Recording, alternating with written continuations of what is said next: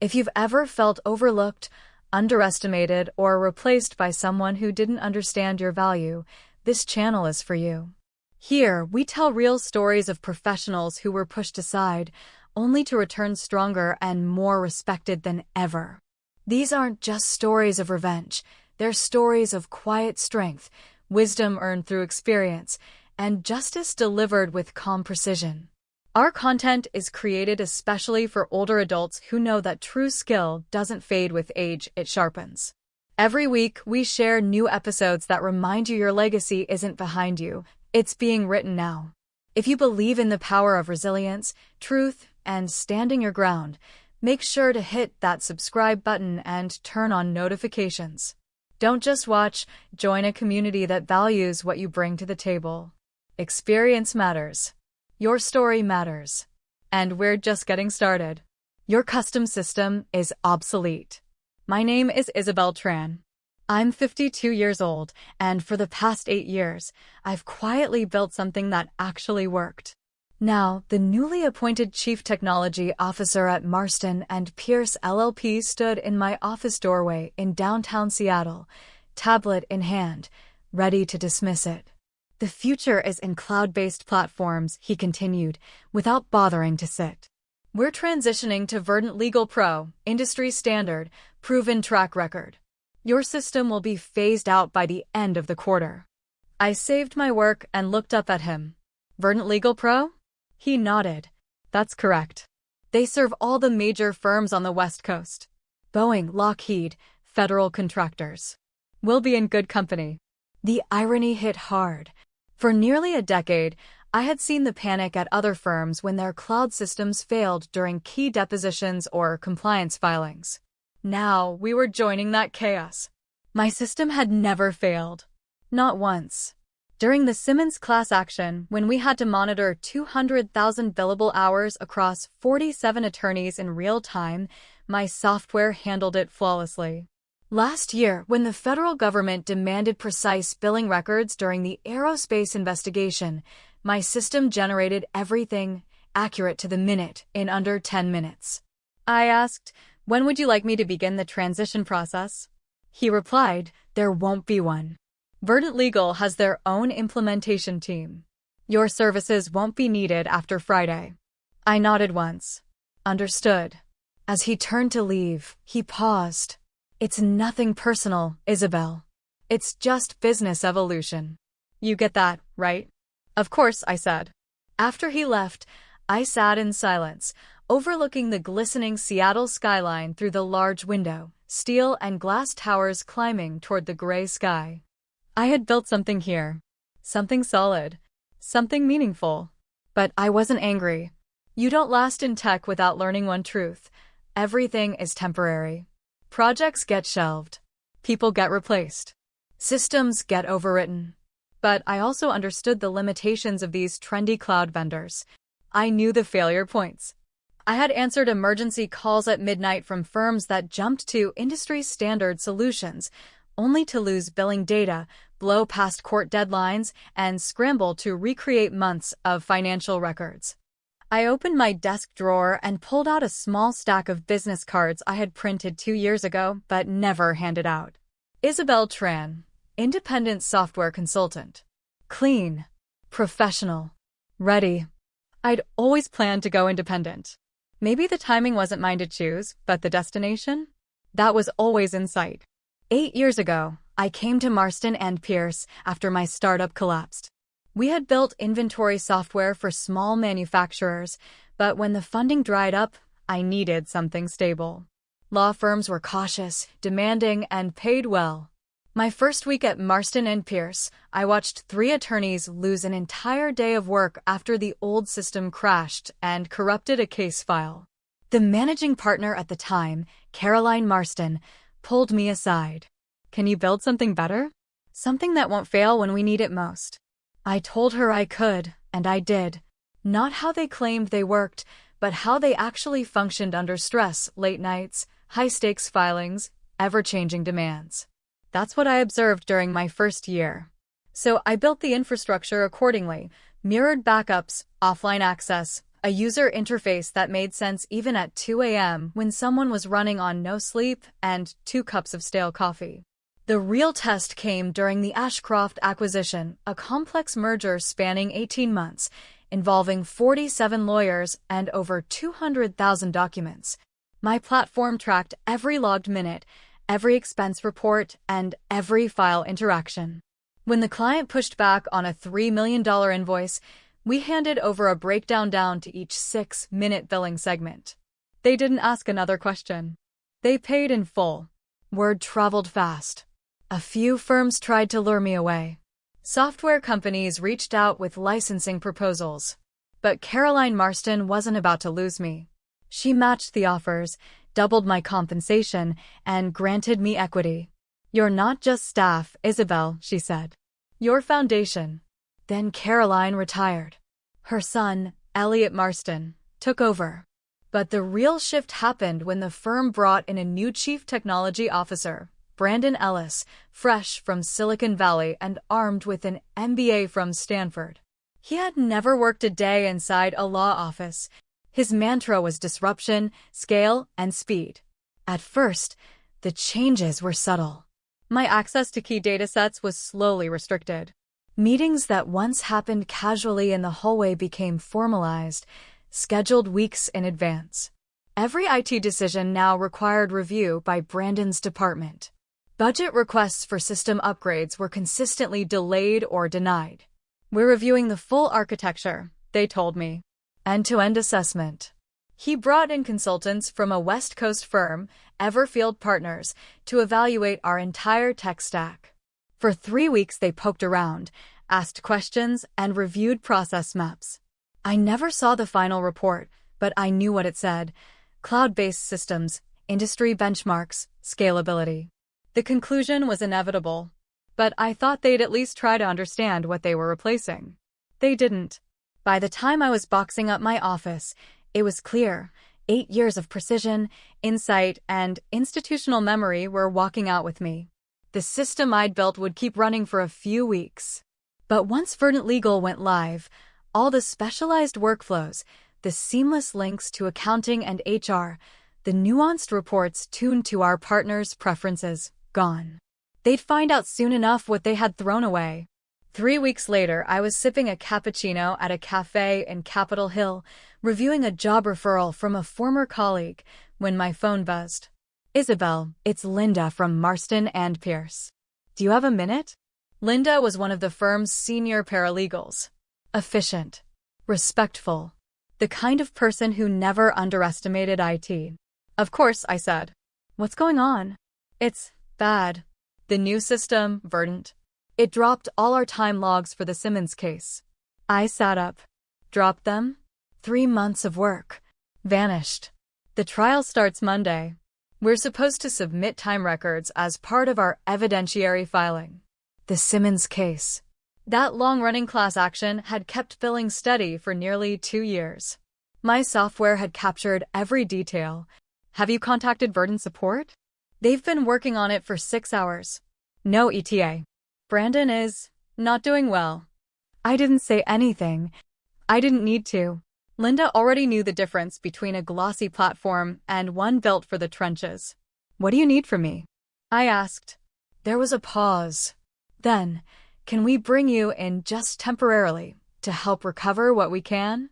My coffee was still warm. I smiled slightly. "My consulting rate is $300 an hour." "Understood. Can you come today?" "Did you get through to Verdant's support desk?" "We've been trying for hours," Linda said, voice tight with frustration.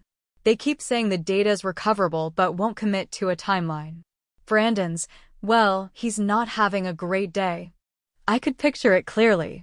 In my setup, this would have been a simple restoration, full rollback, cross-check, revalidation. A task measured in minutes. But Verdant's process was shrouded in automation and offshored scripts. Real help didn't exist when it mattered most. "Is there something specific you're asking me to do?" I asked. "Yes," she said. "David Marston wants to know if you'd be willing to consult. Just temporarily. Until we regain control." I paused. "What about Brandon?" He's working directly with Verdant's technical team. This would be a separate arrangement, continuity support, just to keep operations moving. Business continuity support. The polite term for emergency cleanup. My rate is $300 per hour, I replied. That won't be a problem. How soon do you need me? Immediately. I ended the call and stared at my empty coffee cup. 3 weeks ago, they dismissed me to cut costs on a so-called outdated solution. Today, they were ready to triple my old pay just to make the bleeding stop.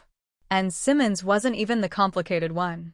Wait until they tried to close monthly billing, or respond to a compliance audit, or recreate my workflows from scratch. Verdant would drown in configuration files. Meanwhile, I had everything they needed: local, reliable, proven. I slid my consulting cards from the glove box and headed toward Marston and Pierce. When I walked through the doors of the firm, something was different. The hum of normalcy was gone. In its place, whispered phone calls, urgent typing, tense stares. I knew that rhythm. I'd seen it in startups on the brink, panic hidden beneath professionalism. Linda met me in the lobby. "Thank God," she said. "Come with me. It's worse than I thought." She led me to a conference room where my old machine had been quietly preserved. Someone had been smart enough to clone my environment before the switch. "What's the current situation?" I asked. Verdant claims the data's not missing, just blocked by sync errors. They estimate between 4 and 6 hours to fix it. I raised an eyebrow. And the court deadline? Judge Harrington wants full billing transparency on her desk by 5 p.m. tomorrow. If not, sanctions are on the table. I sat down and fired up my system. The desktop loaded instantly just as I'd left it. Every entry, every timestamp, every invoice code for the Simmons case was still there, neatly organized and searchable. No digging required. "I can generate what the court needs in about 10 minutes, I said.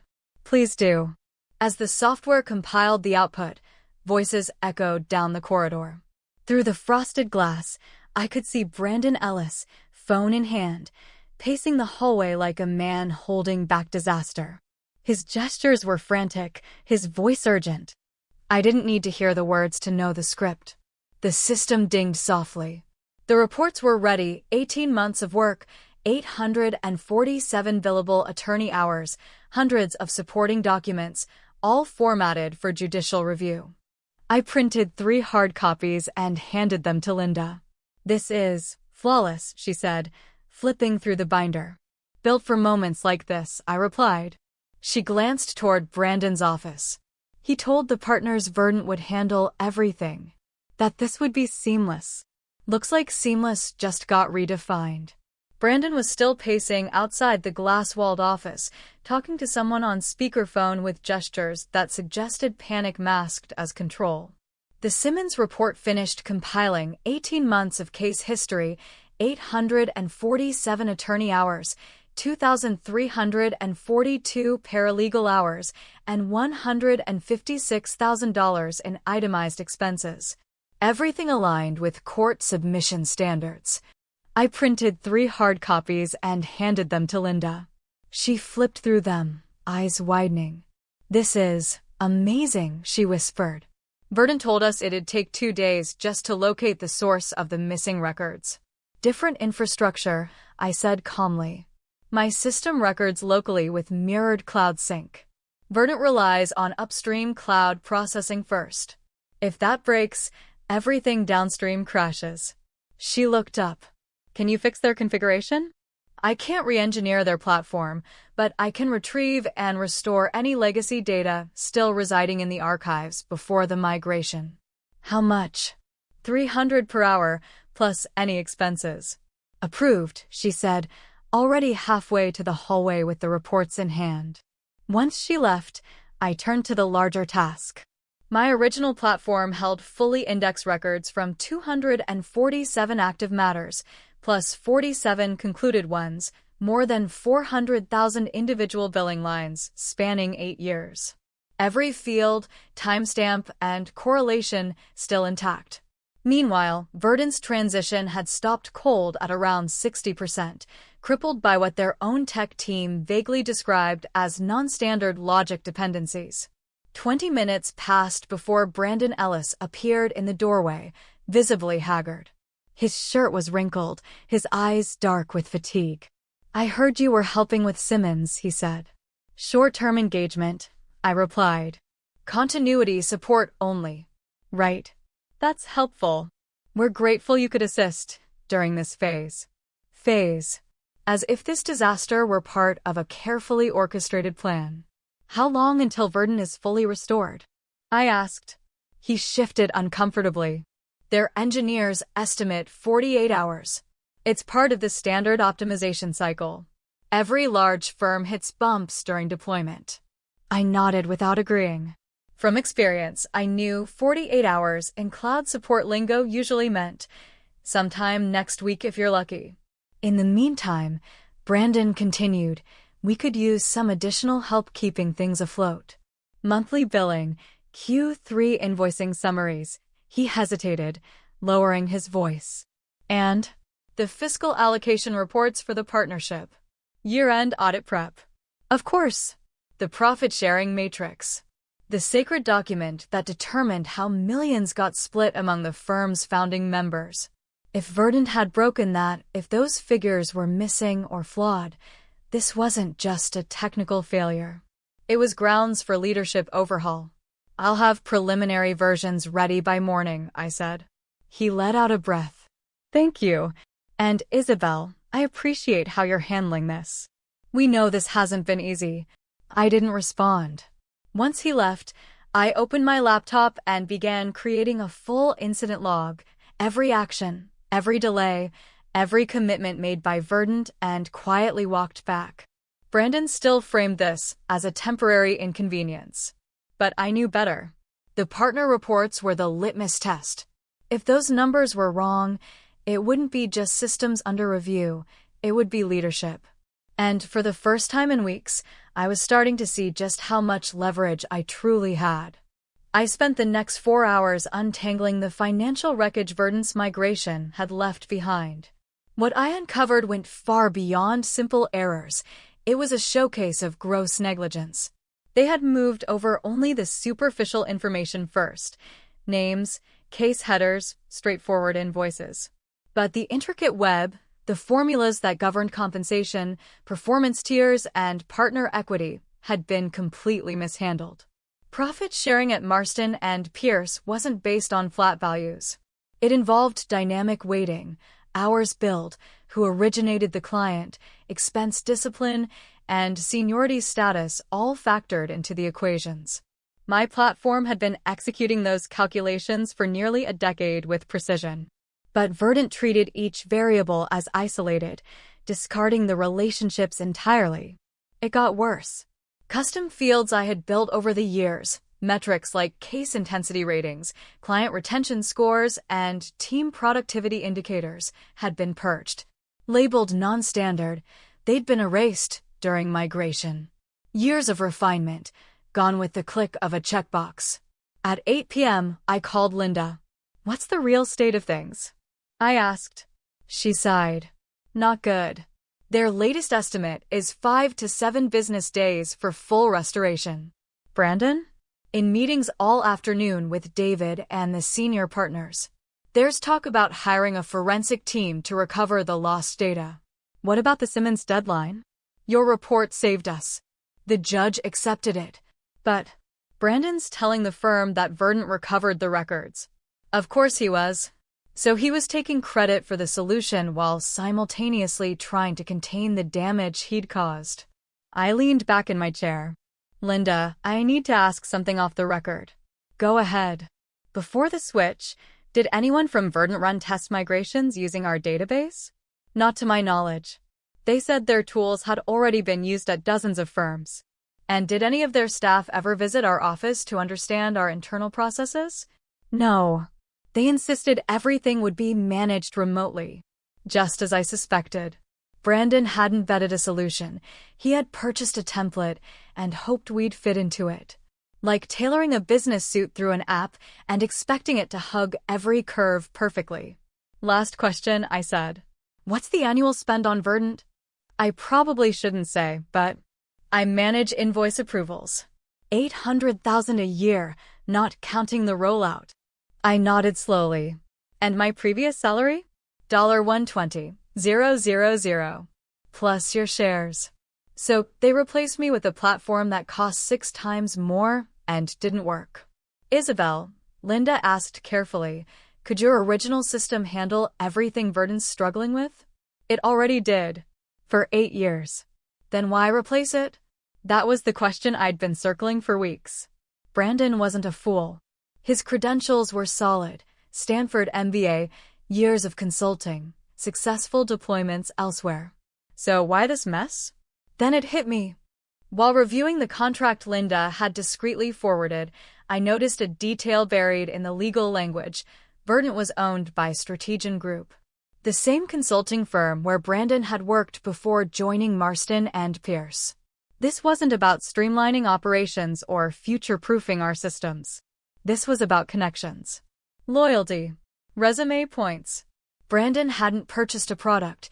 He'd secured a business arrangement. He needed something flashy to justify his role. And he was willing to dismantle a working system to get it. His old associates were now his suppliers. This wasn't about tools or process, it was about Brandon making a splash. He wasn't trying to solve a problem, he was trying to prove he could bring enterprise-grade transformation to a mid-tier firm. He traded functionality for optics. What I had built was stable, consistent, and, perhaps worst of all, unremarkable in its dependability. But the firm didn't care about flashy dashboards or vendor demos. They cared about results, namely, the quarterly distributions that kept partners committed. And Verdant couldn't produce those. The math that underpinned those payouts was built into my architecture, not theirs. The next morning, I walked into Marston and Pierce holding 3 printed binders and a proposal that would change everything. The quarterly meeting was set for 10 a.m., and I arrived early to prepare. Linda greeted me at the elevator. Brandon's been here since dawn, she said quietly. Verdant pushed back again. Now they're estimating 2 full weeks to recover the partner ledger. I raised an eyebrow. And the disbursement? That's why you're here. Their system can't replicate your distribution model without writing custom scripts. They're quoting 6 months of work and another $300,000 in consulting. 6 months. At a law firm, missing 1 quarter's distribution wasn't just an inconvenience, it could spark a leadership revolt. Have they been told I can produce the same reports today? David knows. He's the one who asked that you join this meeting. I'd worked with David Marston, Caroline's son and the current managing partner, for 5 years. He didn't care about buzzwords or trends. He wanted precision, predictability, and numbers that held up in audits. At exactly 10, I stepped into the boardroom, laptop and folders in hand. 8 partners sat at the long walnut table. Brandon sat at the far end, expression grim. If nerves were a currency, he was bankrupt. Isabel, David said, standing to greet me, thanks for coming. We understand you've been helping us manage some recent technical issues. I'm glad to assist where I can. Brandon straightened his posture. Isabel has provided useful interim support while Verdant finalizes the transition. There have been a few complications, but nothing unexpected. How long until the system's fully functional? Asked Helen Wu, one of the senior partners. 2 weeks, conservatively, Brandon replied. In the meantime, Verdant can provide baseline functions. Isabel has been generating stopgap reports from prior backups. Stopgap? Another partner repeated. What exactly does that mean? I placed the binders on the table and opened the top one. These are your full quarterly profit allocations, calculated using the same logic that's governed payouts for nearly a decade. Every invoice, every expense line, client origination percentages, it's all here.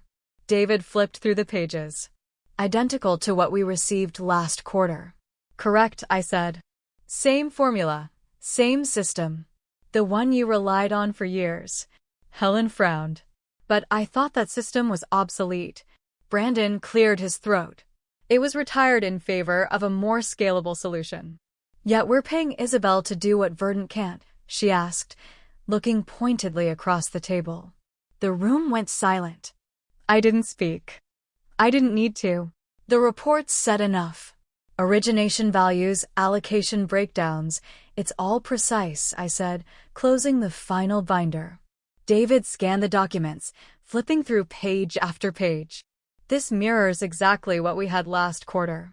Because it's generated from the same structure, using the same verified logic. The only difference is who pressed the button. Across the table, Helen Wu looked at Brandon Ellis. But I thought this platform had been deemed out of date. Brandon shifted in his seat.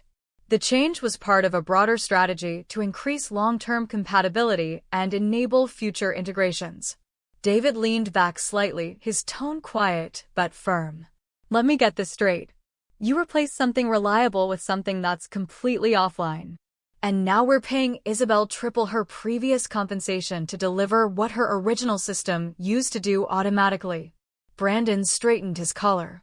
These setbacks are temporary. Verdant is used by leading practices nationwide. Which ones? I asked calmly. He glanced at me.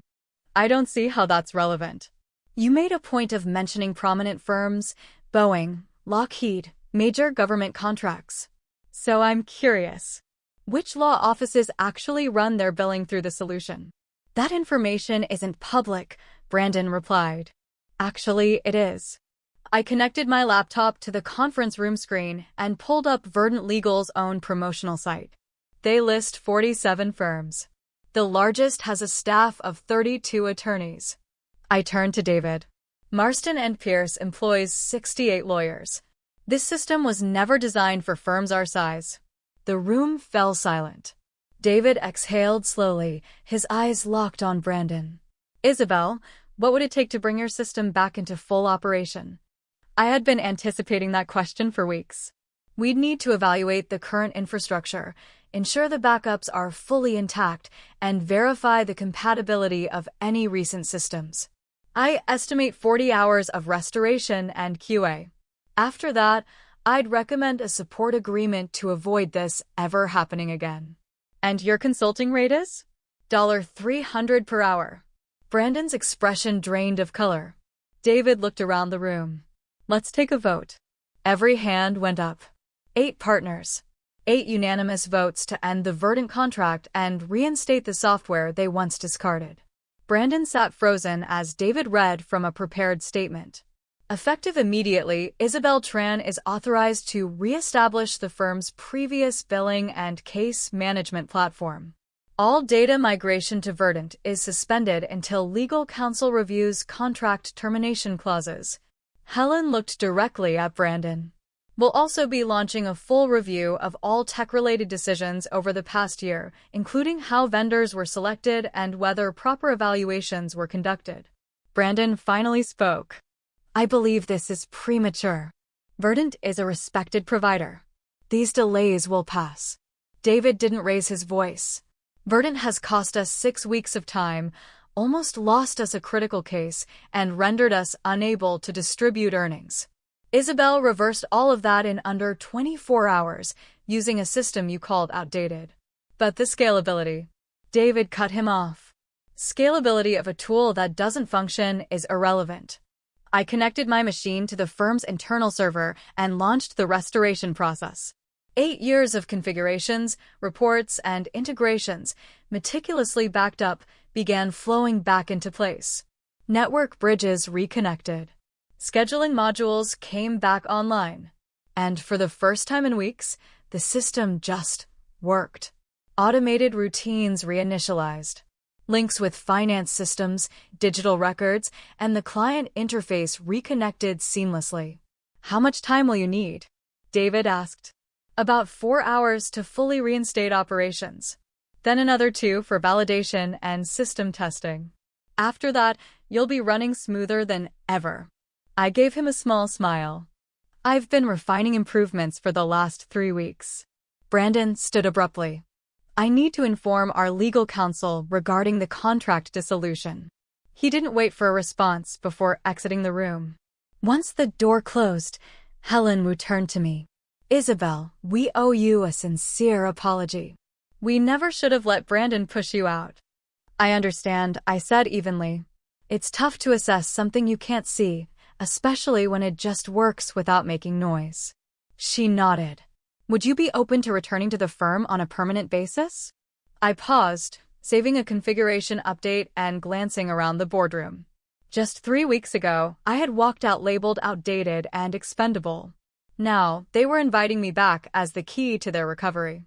I truly appreciate the gesture, I said.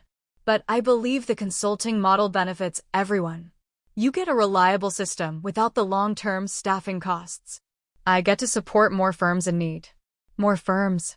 David asked. 3 reached out last week alone. Apparently, stories travel fast when firms lose access to their data for days. 6 months later, Marston and Pierce finalized a breach of contract settlement with Verdant for $200,000. Brandon submitted his resignation shortly after and moved into a mid-level role at a boutique practice in Scottsdale, Arizona. Meanwhile, my consultancy had grown faster than I ever expected. I was now under contract with a dozen firms across Washington and Oregon, most of them coming off their own failed migrations or cloud-based vendor disasters. It turned out I wasn't alone in building systems that just worked. One morning, while working from my home office on the east side, my phone rang. It was David. Just wanted to give you an update on the quarterly allocations, he said. We just closed our best financial quarter in the firm's history. The optimizations you integrated into the restored platform boosted billable hour capture by over 12%. That's great to hear. There's more, he added. We're launching a second branch downtown. Would you be willing to build a unified platform for both offices? I'd be glad to, I replied. When are you looking to get started? Next month. And Isabel, this time, you report directly to me. No filters. After we ended the call, I stood and looked out at the Puget Sound. The water shimmered in the distance under a clear blue sky. I had created something that endured. Something solid. Something valuable. A new message pinged on my phone. It was from Linda. New CTO started today. First thing he asked, are you available for a system design consult? I replied, my rate is $500 per hour now. Her response was immediate. He didn't blink. $500 an hour, finally. The industry was recognizing the difference between off-the-shelf software and tailored architecture designed by someone who understood what working actually meant. I opened my laptop and began outlining the specifications for the dual office build. There were still problems out there, but some of them weren't meant to be solved by vendors. They needed a builder.